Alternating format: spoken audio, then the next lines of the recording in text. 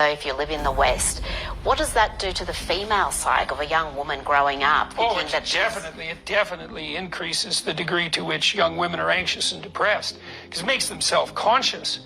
And we know the more you think about yourself, the more unhappy you are. And it's such a striking phenomenon that if you look at this statistically, there's almost no difference between self-conscious thoughts, so thoughts that involve I, let's say, and suffering from the ravages of negative emotion like emotion and depression.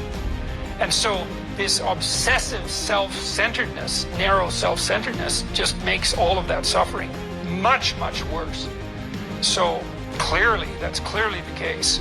And a victim is someone to whom things constantly happen involuntarily. And if you construe yourself as a victim rather than as an actor, let's say, then as an actor of your own destiny, then you put yourself in a situation where you're constantly under what your body responds to as stress. So that's clearly no good.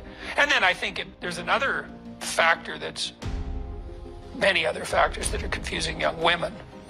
Confusion on the sexual front, the idea that if you're properly liberated, then the entire gamut of sexual freedom opens itself up to you, and that's how life should work. That's just not true at all. It's especially not true for women. I mean, I've been toying with the idea, and I think this might be right, that it's the capacity to say no that gives young women status. That's actually the base. So imagine that young women are competing for young men of status. And maybe they're at a disadvantage because they want higher status males, right? So that puts them at a perennial disadvantage, and there's some truth in that. So then what do the women have as a buttress against that status differential? And I would say all they have is the ability to say no, because when you say no as a young woman to a desirable young man, you're saying, I have something to offer you that won't just be given away, despite the fact that you're of high status. And so you blow that apart in the name of sexual freedom. I think you deprive young women of you deprive them of all their status. It's not like the young men don't know that. They know that perfectly well. They respect young women who say no. They might complain and cavil and carp about it, but when push comes to shove, and the data on this are quite clear. Well, it seems a lot of the women's liberation movement of late, the sexual liberation and that you spoke about, it seems to advantage men far more than women. No, it doesn't. Well, because they get the sex without the responsibility. Yeah, but it doesn't disadvantage men. It disadvantages a very small proportion of hyper-successful and increasingly predatory men.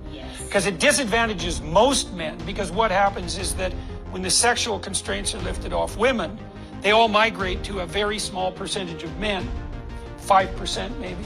And then those men have an almost unlimited field of sexual access. And so you could say that's a benefit to them, but it's not, because it trains them to be manipulative, Machiavellian, instrumental psychopaths, because all they're doing is pursuing a string of pleasure-based, hedonistic, short-term relationships. That's bad training if you want to be a reciprocal human being, and if you want to learn how to participate in a real relationship. So, and then it's catastrophe for the women, because none of those men are incentivized to form anything that approximates a long-term relationship. And then the rest of the men are left with nothing. Yeah, so that's disastrous for society. Disastrous, yeah, it's disastrous. These trends we're seeing, it was very interesting in the midterms to see some polling showing that unmarried women are becoming a significant voting bloc for the Democrat.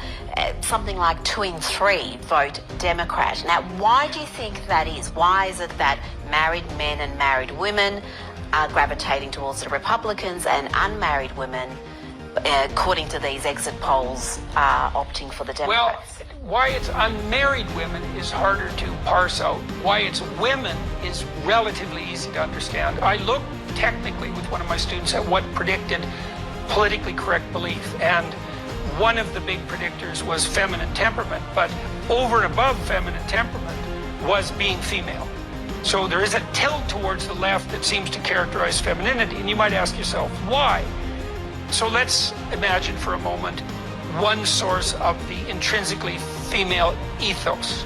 All right, so women have to be infant-centered.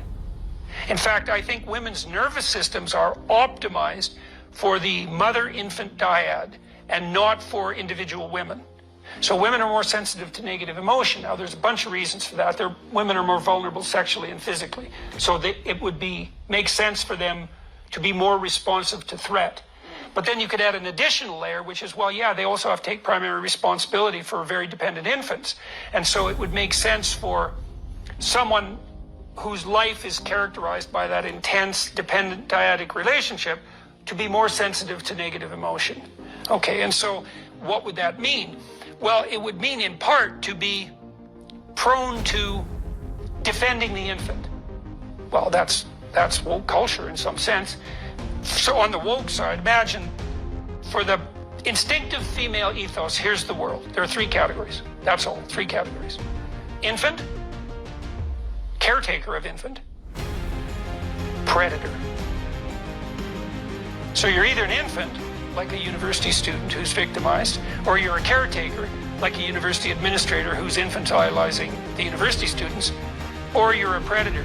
Well, and if you're a predator, no quarter is given. So it's a necessary ethos, because if you have an infant, you should bloody well be alert for predators. And if you're false positive, say, well, that's a predator and it isn't, oh, well, you've protected your baby. Might be a little hard on the predator, right? So it's okay if you err in the direction of oversensitivity to predation signs. I think that's the fundamental female ethos. And when that's manifest politically, well, you see sympathy for the more progressive causes that transform the world in some sense into infant and predator. Well, is that trend more evident in unmarried women?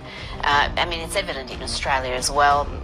Under 35 women are more likely to be single than not. So we're going into motherhood later. There's a lot more who are childless. Well, and I wonder if that's substituting one for the other.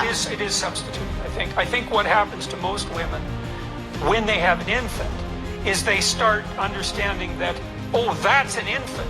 All these other quasi-infants, they're not infants. They start to be able to distinguish. And we have to ask ourselves seriously, with that instinct towards bonding and protection, if it isn't given its target, how does it manifest itself in the political and economic sphere? Well, I think we're seeing that. It's that, well, if you don't have the proper focus for your infant-oriented ethos, you construe the world within the confines of that ethos. And it isn't obvious to me at all. We don't know this, of course. So women have entered into the political arena en masse in the last, say, 50 years, something like that. They become a political force. We don't know if the female ethos scales, right? So if the female ethos is intimate, especially in relationship, say, to the infant mother dyad, but maybe with regard to personal relationship as well, that might have a scalability limit. So Ben Shapiro told me, well, I run my family like it's a communist utopia. It's to each according to his need, from each according to his ability. Well, that doesn't scale. It isn't obvious to me that instinctive female ethos scales politically. Now you might say, well, of course it can. It's like, no, don't, let's not get the cart before the horse here. Human beings are the only creatures who can scale their social organizations the way we manage it. And that scaling is a consequence of the manner in which men interact with one another. That's the whole claim of those who criticize the patriarchy. That masculine ethos scales. Now, it's a bit impersonal, it's a bit distant. It doesn't have the same intimate nature as, say, the mother-infant bond, but there's no evidence at all that that central feminine ethos scales. Now we're experimenting with that. Can it scale? It's like, well, do we transform the world into infants and caretakers and predators? And if we do that, is that going to sustain itself? I would say the evidence it's not obvious to me that that's either scalable or iterable. It's a deep problem, and it's one that no one will address.